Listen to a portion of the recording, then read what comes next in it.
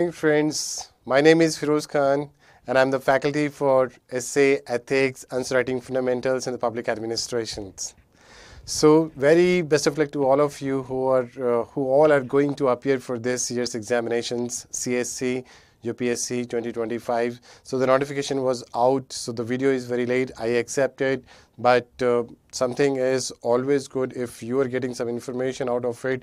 That is very important all the time. So having knowledge is something, a kind of virtue, that if you have more knowledge, you can take better actions. Your actions can be based on your character. So from that point of view, by taking the lead from the Aristotle, that virtue is the knowledge. So I have just come out with basic details of the UPSC CSE notifications. We are the platform, this Freecademy IAS Civil Services. We have a YouTube channel, and this is the video coming through the YouTube channel of the Freecademy IAS. So today I'm going to explain to some basic details regarding the UPSC CSE notifications, which must be kept in mind while you are filling up the form. So something is always better than nothing. So let's take a lead and then start our presentations for the UPSC CSE notifications. So just I'm trying to simplifying it. I am the Feroj Khan.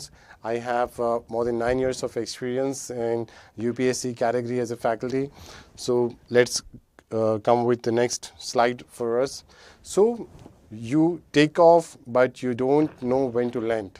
So taking off flight and then landing is a very integrated process. You must know both the takeoff and the landing process. So similarly, the registration start date is the takeoff, but the landing date is what?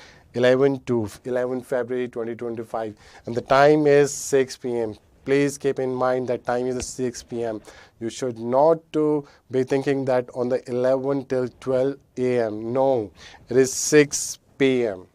Another important information given in the notification is that the e-admit cards will be issued on last working day of the preceding week of examination. Suppose the Sunday is the date that the exam is going to be conducted. So 7 days before, whatever be the last working day, it may be 8 days before, 9 days before. So that will be the day on which the admit cards will be issued to all the candidates who have applied for.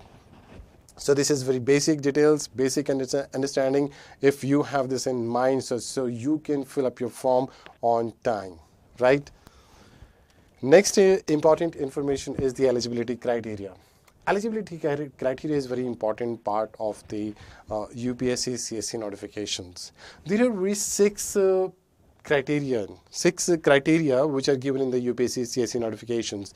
The first one is age. The second is nationality. The third is minimum education qualification. The fourth is number of attempts. The fifth is restrictions on applying for the examination. And the sixth is medical and your physical standards. So you see that under the age category, if you have attained the age of 21 years, so you can apply for the examination, but you must be graduate at that level. It doesn't mean that if you're 21 years of age, so you should apply. There are a few who are in the final years of their graduations. They might be from professional background or from humanities background, which is usually of 3 years, and professionals like engineering is 4 years, or maybe integrated 5 years. If you're in the final years, you can also apply for it, because you might attain the age of 21 years till that time, right? So you might be a graduate. That is the only conditions, which is another criterion. But the first one, if you have attained the age of 21 years, but not the age of 32 years. This is a very general standard, general for all. But there is a relaxations for few, just like SCs and STs. There is a relaxation for 5 years for SC, ST, and 3 years for OBC and etc. There are other categories, but I have taken up only the brief one, only the outline of the UPSC CSE notifications, from which generally the majority of the candidates come, right?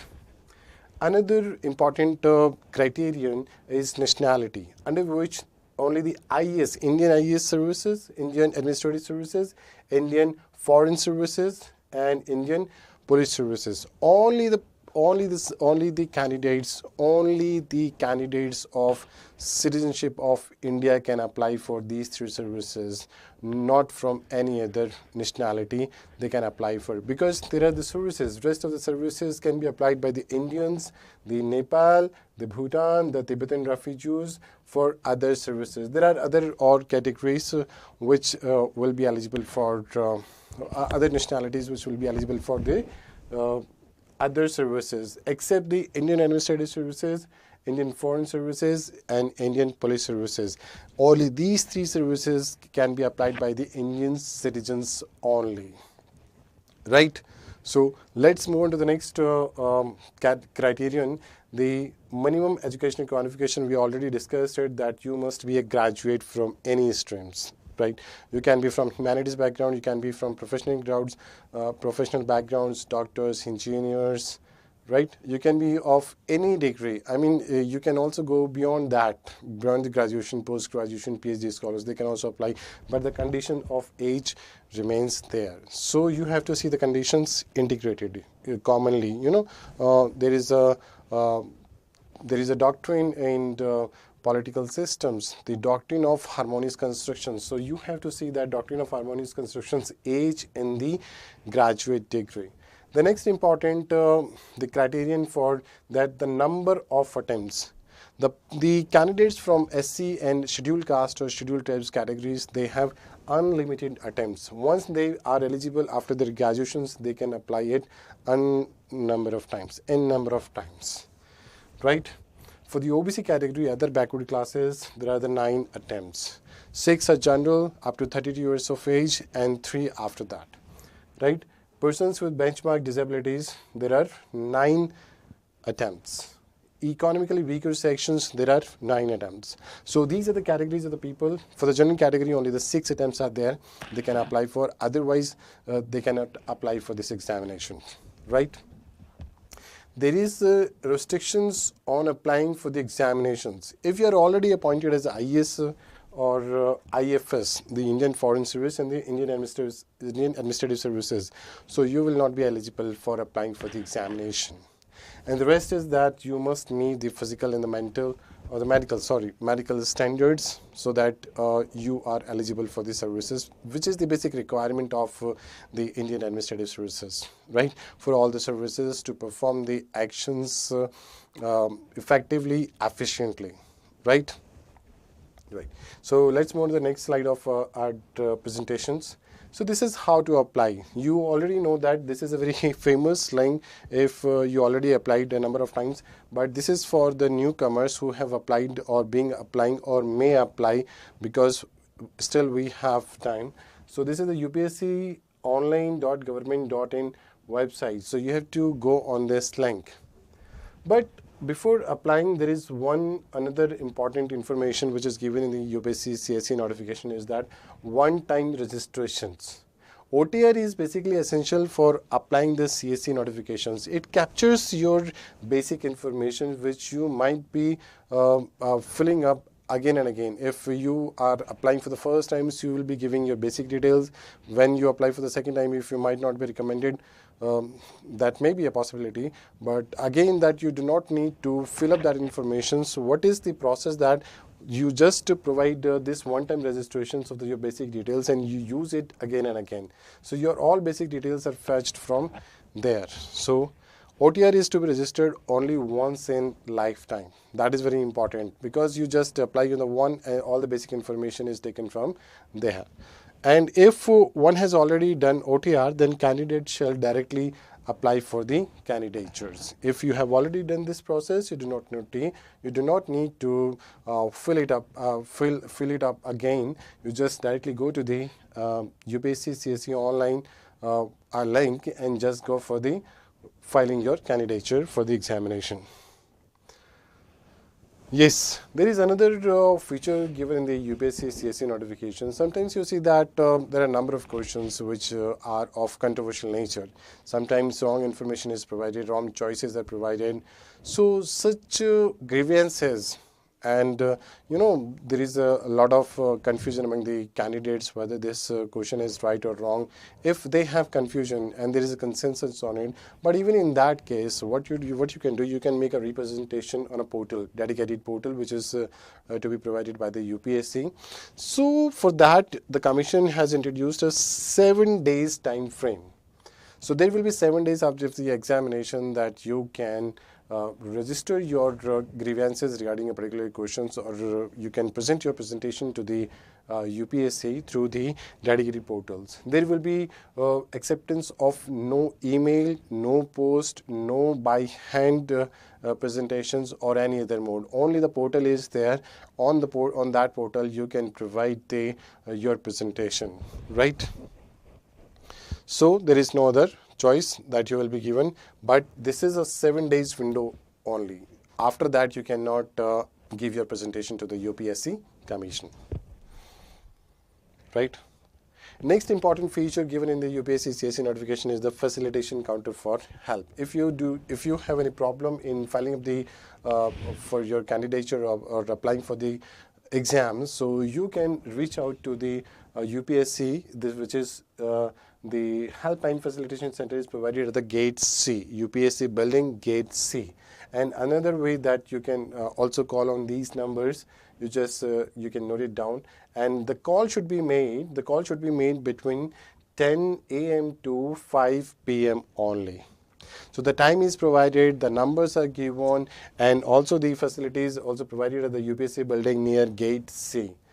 So if anyone is having problem in understanding the UPSC CSE notifications and not able to find it properly regarding the, there are many confusions regarding the OBC certificate, SC, SC, application CEWS category. So you can go to the Gate C and can clarify your doubts from the UPSC itself, right? Let's move to the next slide of our discussion. Ban on electronics equipments. So now you see that the UPSC has given a list of electronic equipments which can be of the nature of communicative. I mean, you can communicate through those devices. So those devices will not be allowed in the building during the exams, right? So what are the various devices which has been mentioned in the UPSC CSE notifications? The mobile phones. Even in the switch off mode, you cannot take them along with you. The second is Bluetooth, the smartwatch, camera, any other device which can be used as a communicative device. Candidates shall not bring such device to the examination hall as no safekeeping. You will not be providing any safekeeping for any valuable belongings to you. So please make sure that you do not take any valuable or invaluable belongings along with you in the examinations. So please keep that in mind, right? Right. Let's move on to the next slide of our discussion. This is the ban on electronics equipments. Right? Instructions regarding photograph. So there is always a confusion regarding which photograph shall be used, or can we use it 10 days back photo, or can we use a 20 days older photo? No. So the UPSC has given a very clear direction to you. So what are the directions? The photo must not be 10 days older. The photo must be taken 10 days. When you are using that photo for applying, it must not be 10 days earlier, right?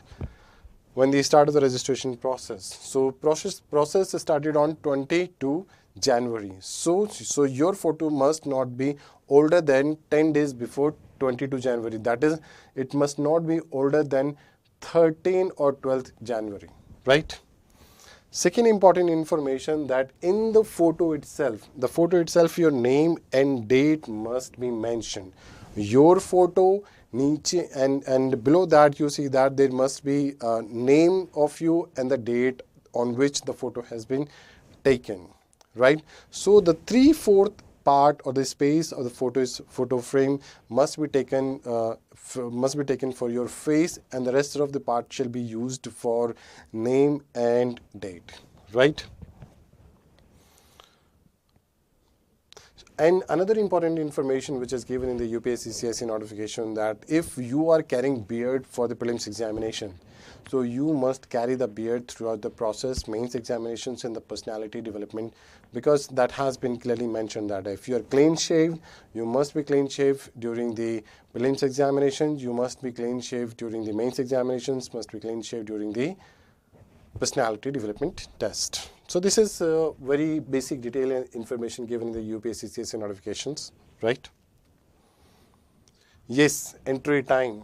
So number of times I have seen that even during my exam days, I observed this, and I saw that person that who was pleading to the staff that please allow me, even he was only 1 minute late. So please make sure that the UPSC has provided the time limit that must be, you must reach to the your examination halls 30 minutes before each sessions, because there are sessions, paper 1, paper 2 for the prelims and number of exams during the mains examinations. So you must reach 30 minutes before, and no entry will be entertained. It is clearly mentioned. What is mentioned in the UPSC CSE notification, you must take it seriously, right?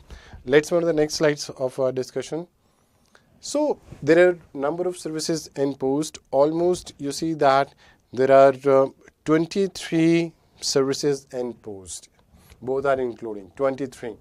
Indian Administrative Service, Foreign Service, Police Service, Audit and Account Service, Civil Account Service, Group A Services, Indian Defence Estate Services, Indian Information Services.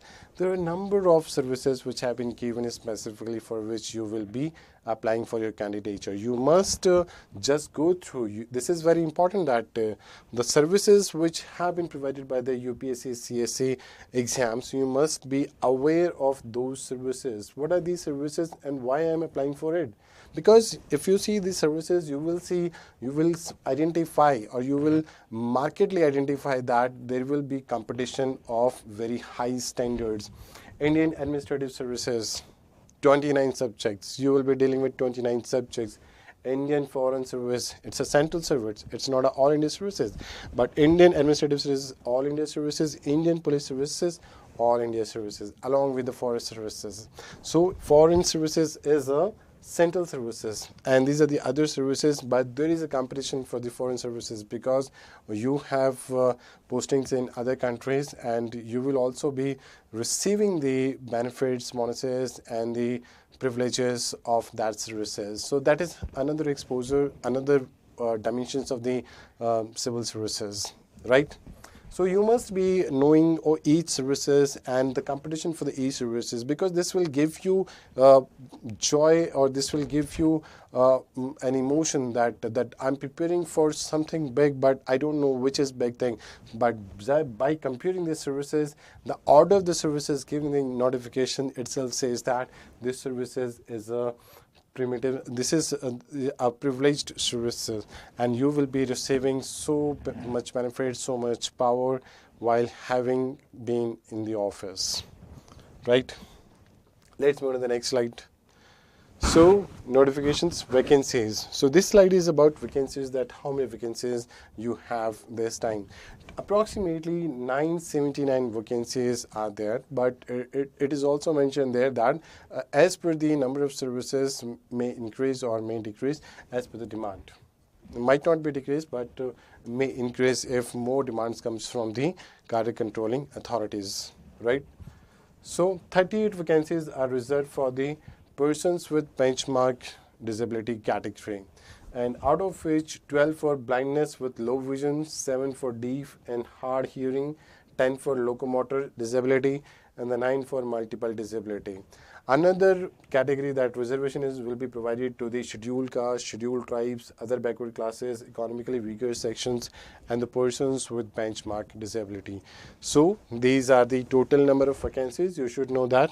Good numbers, and it is a very important or very good opportunity for all of you, that 979 vacancies. So you have good chance to clear the exam if you have prepared well, right?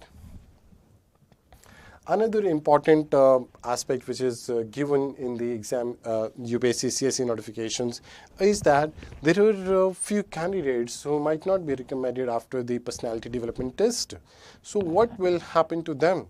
So UPSC will provide all their information on their portal, will be accessible to the private companies, public sector units, and the other statutory and autonomous organizations, where these companies, these private or the government companies, will access the informations for the suitability of the candidate if they think that this is the right candidate, which might not be recommended for UPSC services. So they will be now available to these private or the public companies. They can access their informations and they can provide them job. So this is basically to provide the job to the unemployed. This is an effort that this is a hope for all those who have might not be recommended, but they still can make